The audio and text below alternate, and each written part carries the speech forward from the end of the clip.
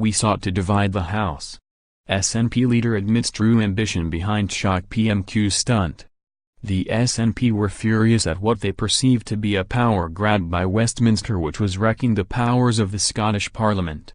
Speaking to Sky News, Mr. Blackford said, "Certainly not a stunt, this is something pretty serious. What we faced last night was Westminster taking back control, to use their language, on 24 areas of devolved competency without having a debate in Parliament.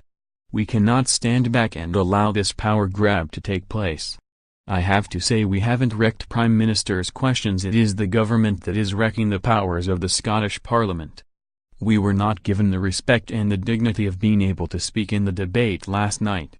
The government pushed through a change in the legislation without debate. What are we supposed to do? We had to take that opportunity today to say to the Prime Minister, bring forward emergency legislation. She refused, and quite legitimately I sought to divide the House. I was entitled to do so under standing orders, and I am proud that myself and my colleagues are standing up for Scotland today." Nicola Sturgeon tweeted her support for the SNP MP's decision. She wrote, "Right behind Ian Blackford MP and the SNP MPs. Scotland and Scot Parliament are being treated with contempt by Westminster, and it needs to be highlighted."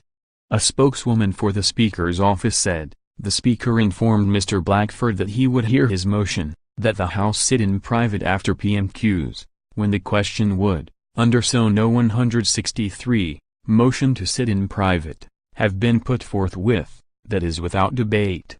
The Speaker has the power to decide whether to hear a motion, and to judge what is in the best interests of the House."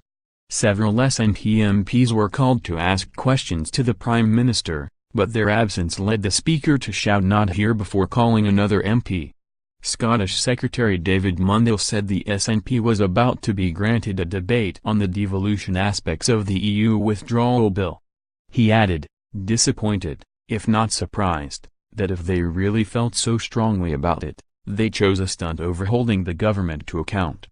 Mr. Blackford, speaking to BBC News, continued, "Scotland's voice has not been heard.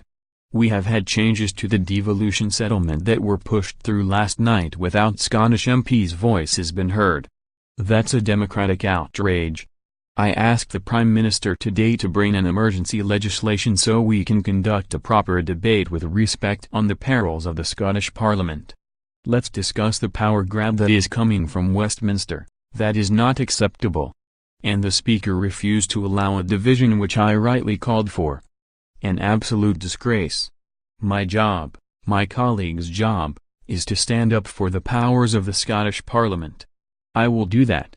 Under standing orders, I was entitled to push for that vote today on the basis of the lack of respect that the Conservative government and Theresa May have shown. It is not acceptable. I have a duty on behalf of my colleagues, on behalf of the First Minister and the Government of Scotland and of the Parliament of Scotland, to stand up against the betrayal that has taken place of the Scottish people with the unprecedented power grab which is taking place. We will need to, we must, and we will stand up to defend Scotland's interests.